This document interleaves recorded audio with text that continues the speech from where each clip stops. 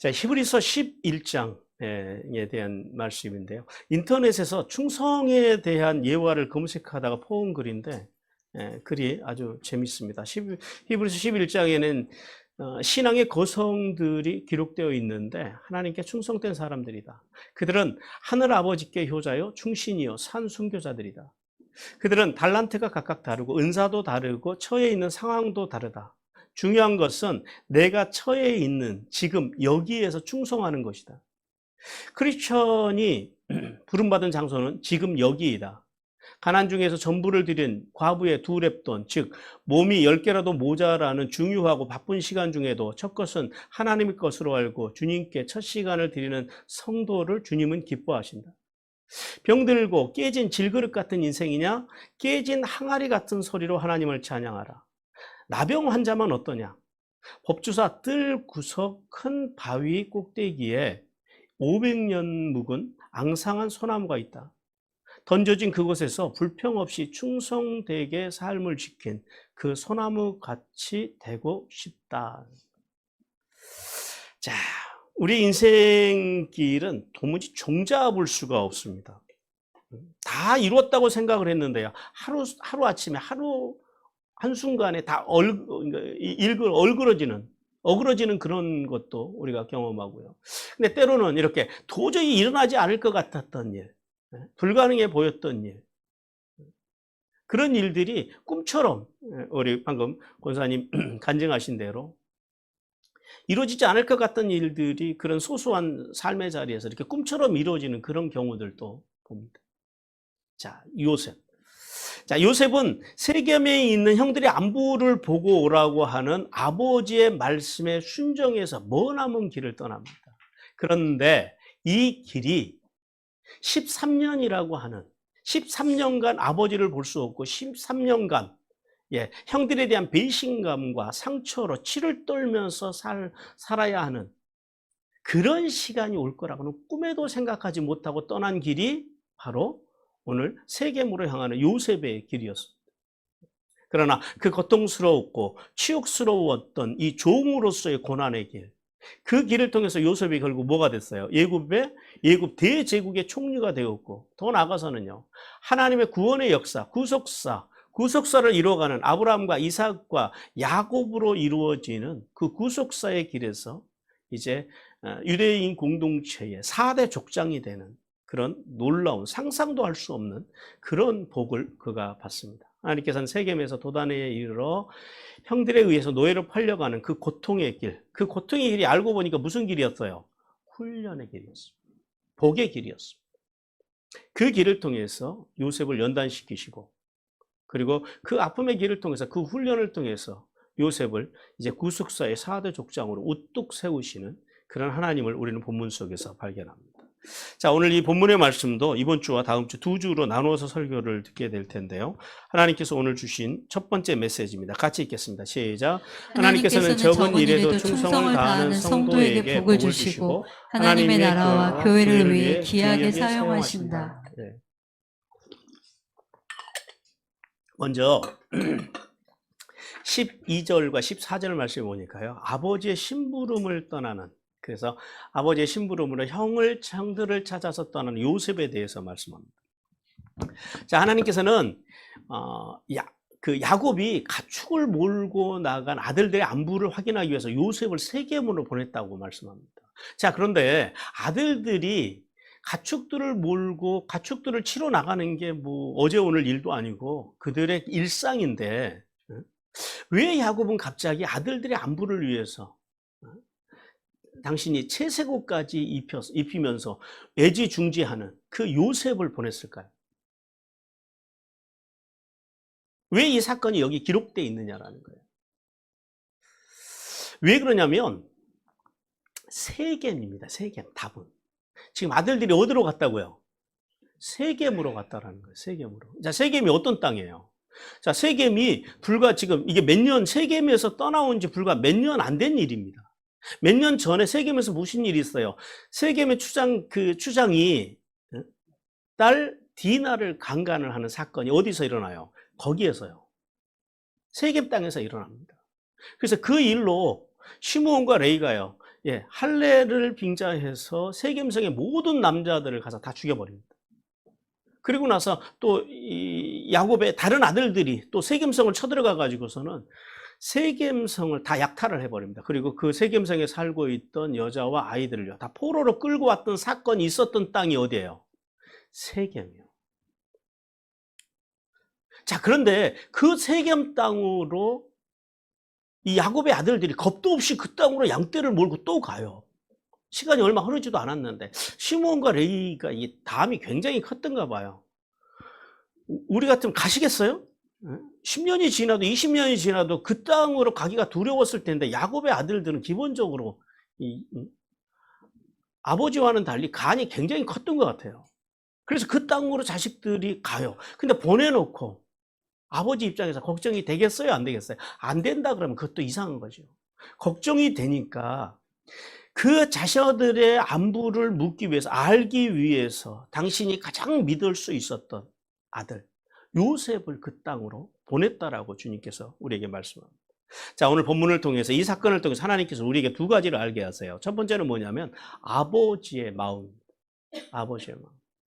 자, 하나님께서는 야곱이 요셉에게 형들과 가축대가 잘 있는지 가서 보고 오라고 그래요. 이 잘 있는지라고 하는 단어가 히브리어로는 샬롬입니다. 그들이 평안한지, 아들들과 그 형들과 가축대들이 평안한지, 그리고 계속해서 번영하고 있는지, 잘 살아가고 있는지 가서 보고, 그리고 가서 자세히 살펴보고, 그리고 형들의 안전에 대해서, 그 번영에 대해서, 평안에 대해서 돌아와서 알려달라고 하는 명령을 내립니다. 자, 이 사실을 통해서 우리가 알 수 있는 건 뭐예요? 아버지요.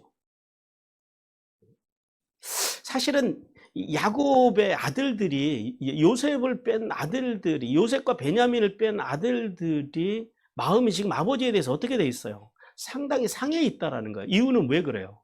다른 데 이유가 있는 것이 아니라 편해요.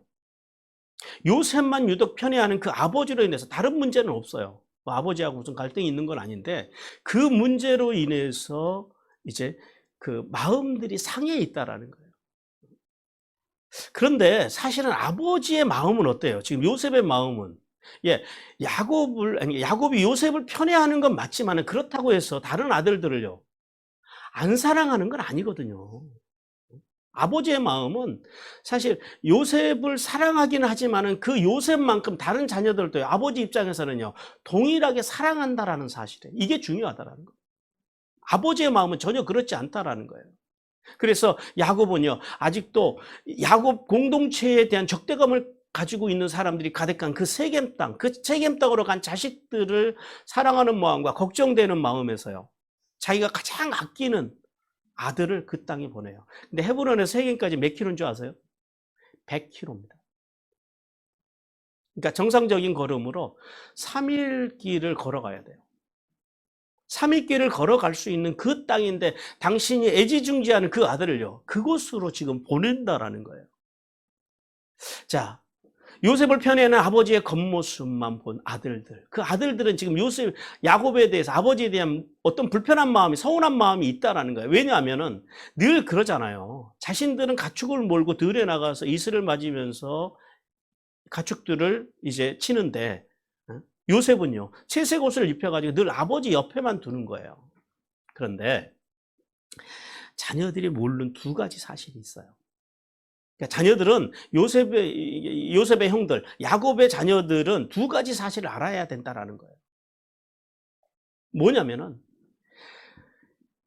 앞에서 말씀드린 대로 요셉을 사랑하긴 하지만, 요셉을 편애하긴 하지만 그렇다고 해서 다른 자녀들을 사랑하지 않는다라는 거예요. 아니, 사랑하지 않는다, 사랑한다라는 거예요. 그러니까 동일하게 아버지의 마음에는요, 요셉을 편애하는 마음만큼 다른 형제들도 있다라는 사실을 자녀들은 알았어야 된다라는 거예요. 근데 그걸 몰랐다라는 거예요. 그걸 언제 알아요? 예, 나중에 우리는 부모님이 세상을 떠나봐야지 아는 게 자식이에요. 그다음 두 번째는 아버지가 요셉을 편애하는 데는요, 뭐가 있었을까요? 세상 모든 사람의 삶 속에는 뭐가 있다고요? 사연이라는 게 있다라는 거예요. 아버지가 자기들을 사랑하지 않는 건 아닌데 그럼에도 불구하고 요셉을 유독 편애하는 이유, 거기에는 자식들에게 말 못하는 아버지만의 사연이 있을 거라. 이 사연을 읽어줄 줄을 아들들은 몰랐다라는 거예요. 이 두 가지를 아들들은 알았어야 된다라는 거예요. 우리도 마찬가지입니다. 성도 여러분 보십시오. 우리도 사람들을 대할 때 여러분이 부모님을 대하고 또 교회 와서는 목회자를 대하고 또 가정에서요, 자녀들이나 가족들을 대하고 직장 가서도 사람들을 대할 때 모든 사람들 속에는 뭐가 있다고요? 사연이라는 게 있다. 그 사람이 그렇게 말하고 행동할 때는요, 그만한 사연이 있다라는 것을 알아야 된다라는 거예요. 그 사연을 읽어줄 정도 되면은, 정말 성숙한 사람이죠. 여러분, 자식을 걱정하는 부모의 마음은요, 다 똑같아요. 약간의 차이는 있죠. 약간의 차이는 있겠지만은, 그러나 부모의 마음이 동의하듯이 우리를 향한 하나님의 사랑, 하나님의 마음도요, 하나님의 사랑에는 차별이 있다, 없다? 없다라는 거예요. 우리가 볼 때 차별이 있어 보이지. 그러니까 야곱의 자녀들이 볼 때는 아버지가 자기들과 요셉을 차별하는 것 같지만 야곱의 마음 속에서는 자녀들을 향한 차별이 있다, 없다? 마음에서는요, 없다라는 거예요. 우리 로마서 3장 22절 같이 읽겠습니다. 시작. 곧 예수 그리스도를 믿음으로 말미암아 모든 믿는 자에게 미치는 하나님의 의니 차별이 없느니라. 모든 사람을 향한 하나님의 마음에 차별이 있다고요, 없다고요? 없다라는 거예요. 따라서 성도는 어떤 경우에도 초별하지 않으시는 하나님을 믿어야 됩니다. 하나님이 저 사람은 더 사랑하고 나는 덜 사랑하고 절대 그러지 않으신다는 이걸 알아야 됩니다. 그러므로 성도는 차별하지 않는 하나님의 사랑이 누구를 통해서 나타났다고요? 독생자 아들 예수 그리스도를 세상에 보내시는 사건, 즉 우리가 이제 지금 대림절이잖아요. 이 성탄의 사건이 그거예요. 차별하지 않는 하나님의 사랑을 보여주는 절기가 어떤 절기라고요? 바로 이 성탄절입니다. 그 사실을 믿어야 됩니다. 그래서 그 사실을 믿는 자들에게 하나님께서 뭘 주셨다고요? 구원을 주신다는 사실을 믿으라고 주님께서 말씀합니다. 또한 차별하지 않으시는 하나님의 사랑이 예수님이 십자가에서 대속의 제물로 흘리신 그 피로 우리를 죄에서 해방시키시고 또 우리에게 하나님의 형상과 통치권을 회복시키셔서 우리를요, 나라와 제사장으로 삼으신 그 하나님, 그 하나님을 알고 그분께 특별히 이 대림절 기간을 지나면서 찬송과 영광과 능력을 올려드리는 삶을 살아가기를 주님께서 원하십니다. 요한계시록 1장 5절 하반절부터 6절 같이 읽겠습니다. 시작. 우리를 사랑하사 그의 피로 우리 죄에서 우리를 해방하시고 그의 아버지 하나님을 위하여 우리를 나라와 제사장으로 삼으신 그에게 영광과 능력이 세세토록 있기를 원하노라. 아멘. 야곱의 아들들이 아버지의 마음을 읽을 줄 알아야 했던 것처럼 우리도 하나님의 마음을 읽을 줄 아는 성숙한 성도가 되어야 합니다. 그 다음에 본문을 통해서 하나님께서 두 번째 알게 하시는 건 뭐냐면은 요셉의 순종입니다. 자, 형들이 안부를 알아오라고 하는 아버지의 말씀에 대해서요, 요셉이 주저함이 있어요, 없어요? 없어요. 주저함 없이 아버지의 말씀에 순종합니다. 자, 그런데 여기서 그럼 또 한 가지 궁금한 게 생기지 않으세요? 이 성경을 이렇게 읽다 보면은 궁금한 게 자꾸 생겨야 돼요. 사실은 이게 정상이에요. 아니, 그러면은 형들의 그 아들들의 안부가 궁금했으면은 아니 왜 굳이 요셉을 보내냐고요? 예? 다른 종들을 보내도 되잖아요. 아니 집에 그 전체적으로 집안 어떤 그 종들을 관리하는 뭐 집사장도 있을 것이고 측근에 얼마나 많은 종들이 있었을 것인데 그들을 보내서 확인해서 오라고 해도 되는데 왜 굳이 야곱은 요셉을 형들에게 보냈을까요? 두 가지로 해석을 해봅니다. 첫 번째는 뭐냐면 자신의 편에 이제 여기에 대한 마음에 늘 부담이 있는 거예요. 요셉만 아끼는, 물론 사연이 있다 그러지만 자식들의 입장에서는요, 그것으로 인해서 늘 마음에 상해 있는 것을 아버지가 안다라는 거죠. 그래서 이 자녀들의 이 편애로 인한 이 요셉에 대한 편애로 인해서 마음이 상해 있는 아들들에게 야, 내가 편애는 하지만 그렇다고 너희들을 사랑하지 않는 것은 아니야. 나 너희들 사랑해. 요셉만큼 내가 너희들도 사랑해라고 하는 아버지의 마음을 자녀들에게 요셉을 보냄으로 인해서 보여주고 위로하고 싶었던 아버지의 마음이 있지 않았을까라고 하는 첫 번째 해석을 해보고요. 두 번째는 이 꿈의 사건 이후에 요셉을 미워하고 시기하는 이 형들의 마음을 달래기 위한 일종의 가정의 평화를 회복하기 위한 사절의 성격으로 요셉을 보낸 것이 아닐까 이렇게 두 가지로 한번 추정을 해봅니다. 자, 이런 그 아버지의 마음을 알았는지 요셉이요. 오늘 13절의 말씀에 보니까요. 형들에게 안부를 가서 보고 오라고 하는 아버지의 말씀에 대해서 뭐라고 대답해요? 내가 그러하겠나이다라고, 그리하겠나이다라고 단호하게 그리고 아주 강하게 대답을 합니다. 근데 이게 번역이 좀 약해요. 왜 약하냐면은 사실 내가 그리하겠나이다라고 하는 그 번역도 우리에게 확신을 주기도 하지만은 원문을 보면은요, 힌낸입니다. 힌낸. 이게 이제 원동사가 hen이거든요. 무슨 말이냐면 보라, 자, 주목할 때 이렇게 집중할 때 쓰는 단어거든요. 그러니까 이 힌낸이라고 하는 말씀을 직역을 하면 나를 보소서예요. 그러니까 내가 그리하겠느냐가 아니라 말씀을 그대로 해석을 하면 뭐냐면은 나를 보소서 이렇게 대답합니다.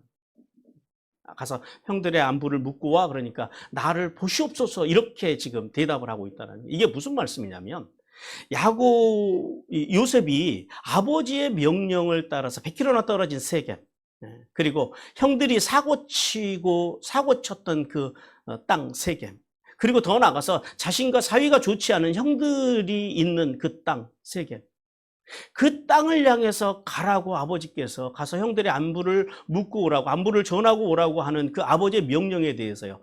이게 지금 힌낸이라고 하는 대답은 뭐냐면은 아버지의 말씀에 대해서 조금의 주저함도 없고 그리고 즉각적이고 확신에 찬 순종의 모습을 보여주고 있다는. 자, 이러한 요셉의 순종의 태도는 과거 독자 이삭을 드리라는 명령을 하기 위해서 찾아오신 그 하나님, 그 하나님의 부르심에 대해서 내가 여기 있나이다라고 대답했던 아브라함의 순종을 연상하게 합니다. 우리 창세기 22장 1절 같이 읽겠습니다. 시작. 그 일 후에 하나님이 아브라함을 시험하시려고 그를 부르시되 아브라함아 하시니 그가 이르되 내가 여기 있나이다. 자, 성도 여러분. 이러한 요셉의 순종을 통해서요. 하나님께서는 야곱의 12 아들 중에서 왜 요셉을 4대 족장으로 부르시고 그리고 13년간이라고 하는 혹독한 훈련을 통해서 애굽의 총리를 세우셨는지를 알게 합니다. 요셉은 왜 하나님께서 이 요셉을 그렇게 귀하게 사용하셨어요? 요셉에게는요, 2가지 특징이 있었어요. 다른 형제들에게 없는. 첫째, 요셉은요, 하나님을 경외할 줄 아는 경건의 사람이었어요.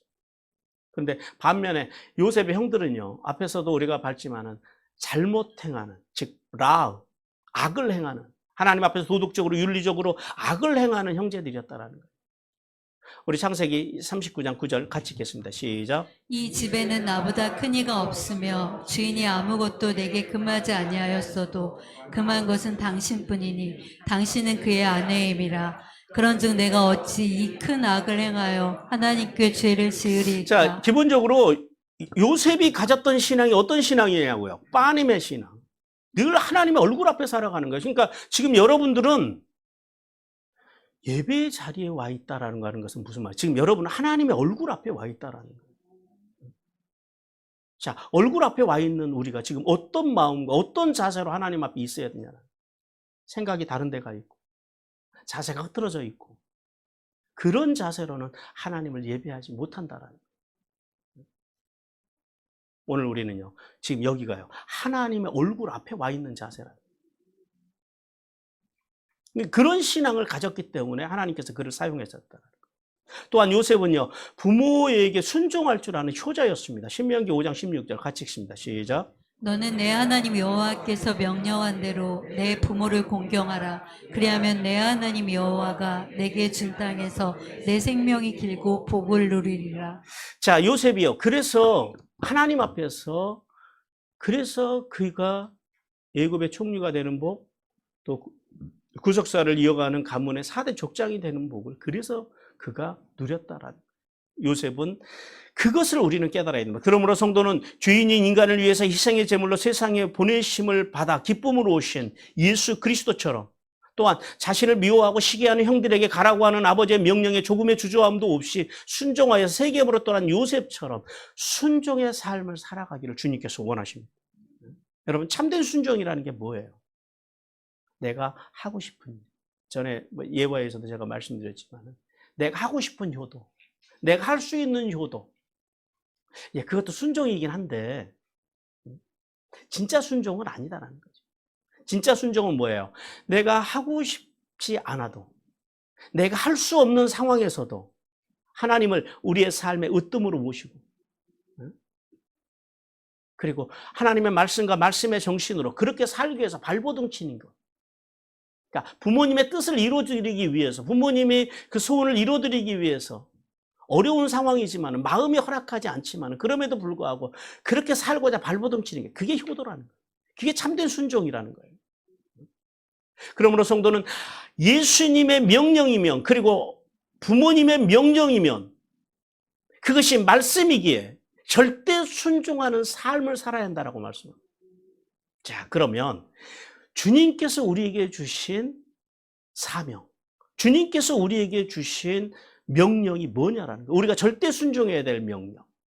우리 마태복음 28장 19절 20절 같이 읽습니다. 시작. 그러므로 너희는 가서 모든 민족을 제자로 삼아 아버지와 아들과 성령의 이름으로 세례를 베풀고 내가 너희에게 분부한 모든 것을 가르쳐 지키게 하라. 볼지어다 내가 세상 끝날까지 너희와 항상 함께 있으리라 하시니라. 예, 예수 그리스도를 믿어 구원받은 성도의 사명은 복음이신 예수님을 누구에게요? 가족과, 그 다음에 이웃과, 교회와, 세상과, 어디까지요? 만물에게까지 흘려보내는 것. 이것이 그리스도인들의 사명입니다.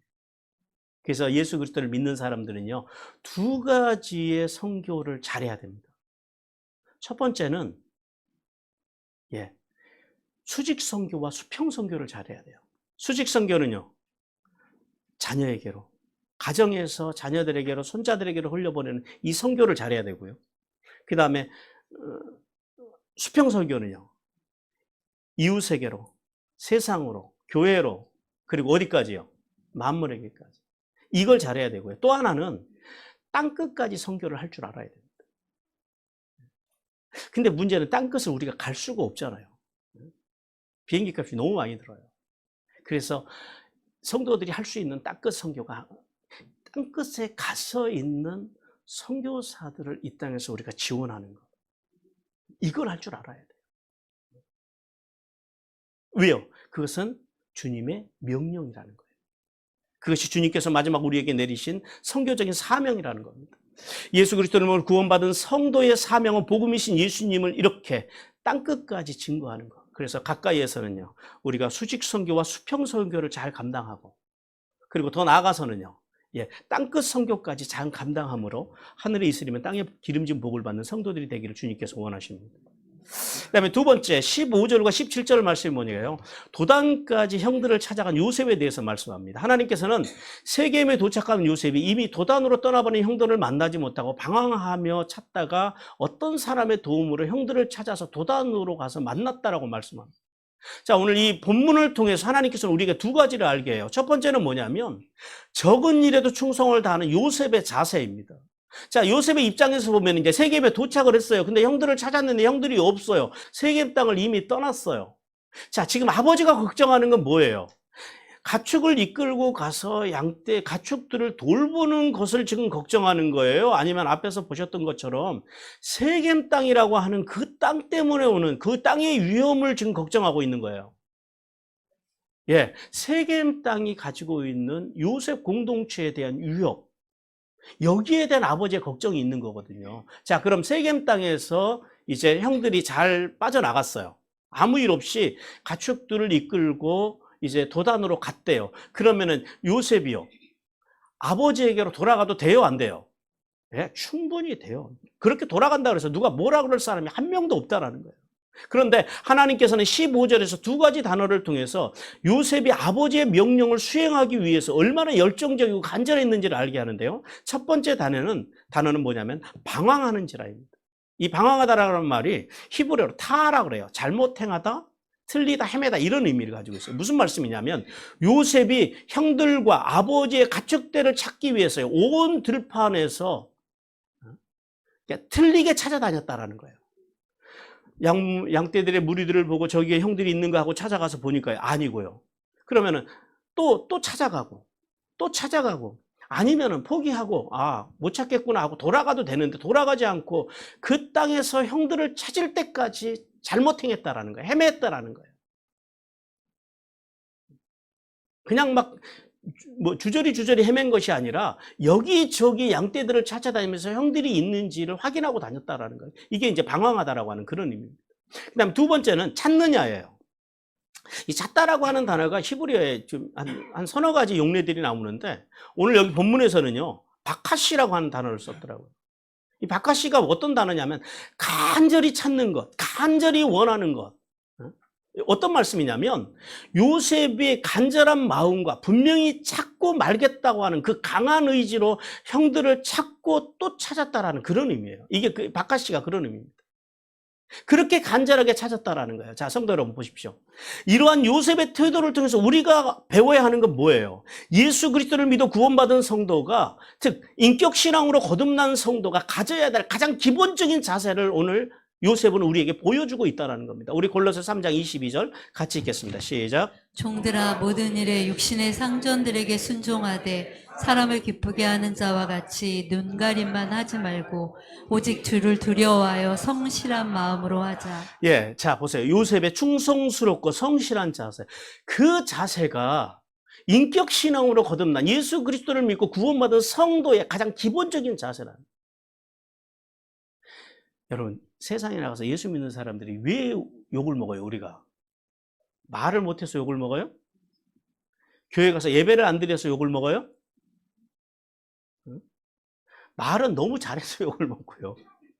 열심히 교회도 가서 기도도 하고 헌금 생활도 하는데, 근데 세상은 예수 믿는 사람들을 손가락질해요. 손가락질 당하는 사람의 특징이 뭐예요? 말은 잘하는데 뭐가 없어요? 행함이 없어요. 인격이 안 돼요. 인격이. 이런 성실하고 이런 충성스러운 자세가 없다라는 거예요. 따라서 성도는 교회에서뿐만 아니라 직장과 사업장에서요. 그 사업장의 주인이 누구이심을 알아야 돼요. 하나님이심을 알아야 돼요. 그리고 늘 우리가 어떤 신앙으로 그래서 살아야 된다고요. 그리스도인들은요. 빠님의 신앙. 하나님의 면전, 하나님의 얼굴 앞에서 살아가는 신앙. 이게 이제 빠님의 신앙이라고. 헬라어로 하면 코람데오. 그 빠님의 신앙으로 하나님을 두려워하고 하나님 앞에서 그래서 정직하고 성실한 삶을 살아가는 것. 그래서 우리는 말은 줄이고 뭘 좀 우리가 더 높여야 돼요. 예, 행함이 있는 믿음, 성실한 믿음, 충성스러운 삶을 높이기를 주님께서 원하십니다. 왜냐하면 만약에 우리가 그렇게 살지 않으면 무슨 일이 일어나냐면 주님께서 우리에게 명령하신 이 선교적인 명령을 우리가 수행할 수가 없다라는 거예요. 우리의 삶을 보고 사람들은 우리의 말을 듣고 우리의 자녀들은 우리의 말을 듣고 교회에 오지 않아요. 우리의 삶을 보고 그들은 예수님을 만난다라는 거예요. 근데 그리스도인들이 삶이 없어요. 말만 잘하지. 그 복음 전파가 안 돼요. 성도들 안에 충성스러움과 성실함, 인격 신앙이 없습니다. 그리고 또 한 가지는 문제가 뭐냐면 우리가 이 땅을 살아가는 동안에 하늘의 복과 땅의 복이 임하지 않습니다. 하나님께서 복을 주고 싶은데 그릇이 안 되는 거예요. 인격이 안 되는 거예요. 그 인격 속에는 인격이 없는 그 신앙 속에는요, 하나님께서 담길 그릇이, 복이 담길 그릇이 없어요. 그러므로 성도는 채색 옷을 입고 형들을 찾아서 세겜 들판을 이제 헤매고 있는 그 요셉, 그 모습이 아마 그곳에 있는 목동들이 볼 때는 상당히 이상하게 생각했을 거예요. 왜 저렇게까지 할 필요가 있을까? 채색 옷을 입은 거 보니까 신분이 낮은 사람도 아닌데 채색 옷이라고 하는 것은 관리자의 옷이라고 그랬잖아요. 목동도 아닌데 저렇게 형들을 찾겠다고 저 고생을 할 필요가 있을까? 그러니까 그 행동이 이해가 안 되는 거예요. 그 성실함과 그 충성심이 이해가 안 되는 거예요. 그런 삶이 필요하다라는 겁니다.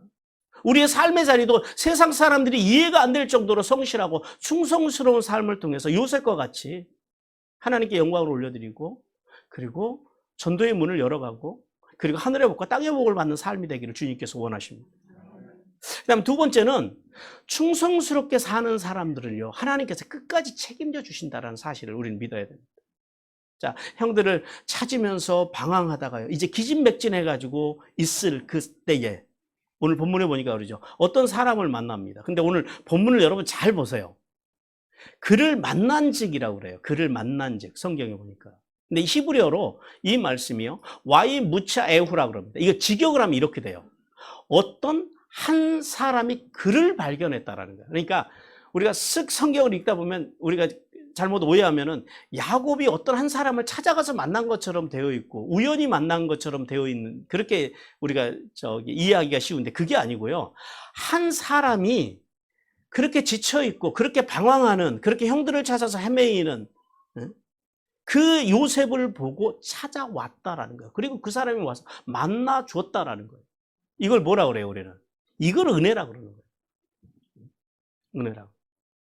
자, 그래서 이 요셉을 찾아온 사람, 한 사람이 요셉을 찾아와 가지고 이제 그 형들의 행방에 대해서 이제 알려줍니다. 그런데 이 어떤 성경에서는 그러죠. 어떤 한 사람이라 그러는데 이 사람에 대한 다양한 해석이 있는데 유대교 전통 주석에서는 이 사람을 누구로 보냐면 하나님이 보내신 천사로 봅니다. 천사로. 자, 하나님께서는 즉 하나님의 아버지의 말씀을 수행하기 위해서 발버둥 치는 그 요셉의 충성스러움을 보시고 헤매이다가 지쳐있는 요셉을 찾아가셔서 그가 가야 할 길을 누구를 통해서요? 예, 유대인들의 그 해석대로 하면은요, 천사를 보내셔서 그의 길을 알려주셨다라는 이런 해석이 됩니다. 그런데 그 사람의 말을 들으니까요, 형들이 지금 어디로 갔대요? 도단으로 갔다는. 도단이 어디냐면 세겜에서도 북쪽으로 한 30km를 더 가야 됩니다. 그러니까 하루길을 더 가야 되는 길이에요. 자, 그러면 요셉의 입장에서는요, 지금 100km 나왔잖아요. 그러면 30km를 더 올라가야 돼요. 근데 굳이 그렇게 할 필요가 있을까요, 없을까요? 도단으로 갔다라는 게 확인이 됐잖아요. 형들의 그 샬롬이 확인이 됐잖아요. 그러면 또 돌아가도 돼요, 여기에서. 근데 요셉은요, 그러지 않아요. 그는 발걸음을 돌려서 아버지에게로 돌아가는 것이 아니라 아버지의 말씀, 즉 형들과 가축의 평안을 확인해 오라고 하는 그 아버지의 명령을 수행하기 위해서 도단으로 형들을 따라갔다라고 말씀합니다. 자, 성도 여러분, 집으로 돌아가도 되는 이 상황에서 끝까지 아버지의 명령을 이루기 위해서 충성을 다하는 요셉. 그 요셉을 누가 지켜주셨다고요? 하나님께서 인도하시고 지켜주셨다라는 이 사실. 그 사실을 통해서 하나님께서는 오늘 우리에게 말씀하시는 건 그거죠. 죄 없으신 예수님의 말씀과 말씀의 성신으로 살기 위해서, 충성을 다하기 위해서, 성실하게 살기 위해서 발버둥 치는 성도들의 삶을요, 누가 책임져 주신다고요? 하나님이 책임져 주신다. 하나님이 말씀하시고 앞서가시고 길을 여시고 그리고 이루도록 하나님께서 도와주신다라는 거예요. 이걸 믿으라 그러는 거예요. 그리고 기어이 책임져 주실 뿐만 아니라 성공적인 하늘의 상급이 풍성하게 임하는 삶으로 인도하신다라는 사실, 그 사실을 믿으라고 말씀합니다. 우리 마태복음 28장 20절 다시 한번 읽겠습니다. 시작. 내가 너희에게 분부한 모든 것을 가르쳐 지키게 하라. 볼지어다 내가 세상 끝날까지 너희와 항상 함께 있으리라 하시니라. 그런데요, 오늘날 많은 성도들이 요셉과 같은 순종과 충성의 삶이 아니라 핑계의 삶을 우리는 얼마나 많이 살아가고 있는지 모릅니다. 하나님의 말씀과 말씀의 정신으로 사는 일에 핑계가 많아요. 이제 근자에 이렇게 책이 나오고 그러면서 이제 목사님들을 만나서 이야기를 나눠보고 그러면서 이제 제가 뭐 만나면 무슨 이야기 하겠어요? 하나님의 말씀으로 성도들을 양육해야 됨에 대해서 이제 제가 이제 역설을 하죠. 그러면 대체로 이제 듣는 이제 특별히 이제 시골에서 목회하시는 목사님들이나 지방에 계신 분들 이야기를 핑계는 그거죠. 시골 교인들은 성경을 가르쳐도 안 된다라는 이런 말씀을 제가 많이 들어요. 그러니까 우리 교회가 가능한 건 서울이라서 가능하다라는. 그러니까 그런 핑계들이 많아요. 우리도 성도들도 마찬가지입니다. 나는 평신도니까, 나는 시간이 없으니까, 나의 환경과 경제적인 여건은 안 좋으니까, 나는 교회에서 상처를 받았으니까, 나는 그 사람이 싫으니까 등등등. 우리가 하나님의 말씀과 말씀의 정신으로 사는 일에 순종하는데 이러한 핑계들이 많다라는 거예요. 심지어는 어떤 분은 나는 나이가 들었으니까, 또 나는 어리니까. 근데 하나님께서는 이러한 핑계가 매우 잘못된 것이라고 말씀합니다. 예수 그리스도를 믿어 구원받은 성도는 어떤 환경과 상황 속에서도 말씀과 말씀의 정신으로 사는 일에 핑계를 대서는 안 된다라고 주님께서 말씀합니다. 왜냐하면 우리가 그리스도의 일꾼이기 때문에. 우리는 하나님의 나라의 청직이기 때문입니다. 우리 고린도전서 4장 1, 2절 같이 읽겠습니다. 시작. 사람이 마땅히 우리를 그리스도의 일꾼이요 하나님의 비밀을 맡은 자로 여길지어다. 그리고 맡은 자들에게 구할 것은 충성이니라. 예, 하나님의 말씀에 충성하라라는 거예요. 우리는 고린도전서 4장 2절, 9절을 어디다 써요? 사역에다 자꾸 갖다 대비를 시켜요.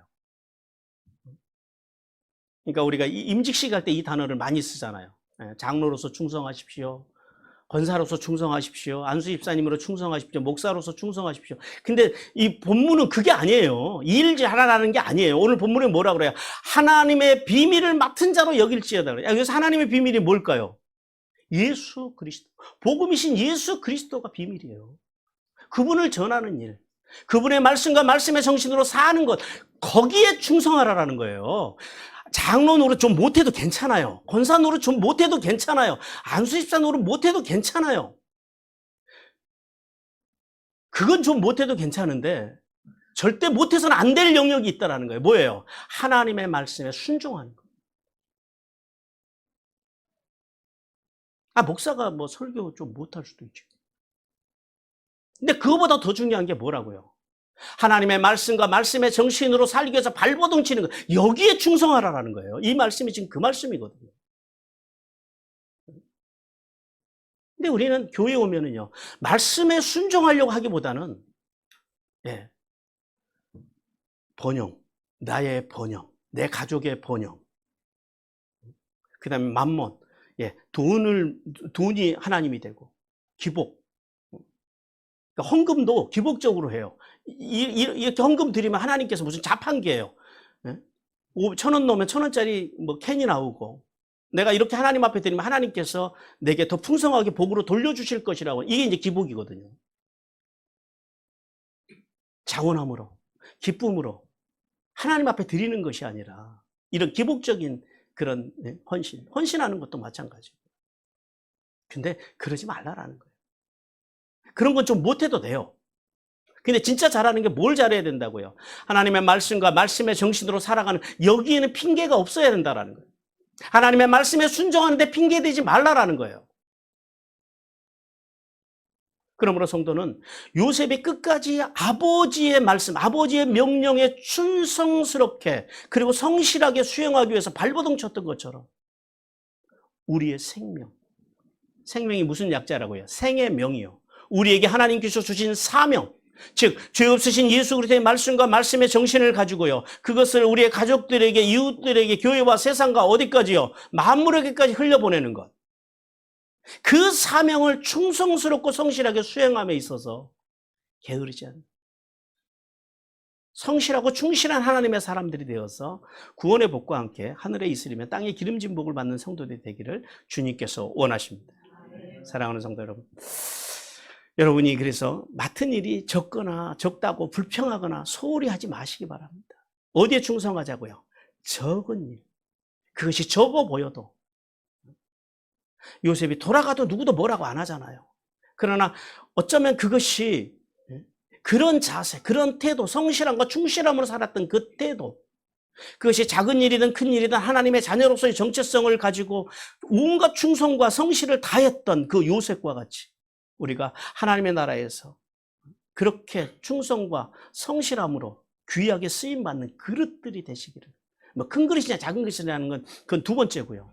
깨끗한 그릇으로 하나님의 나라에서 귀하게 쓰임받고 구원의 복과 함께 하늘에 있으리며 땅에 기름진 복을 받는 성도들이 되기를 주님께서 간절히 원하십니다.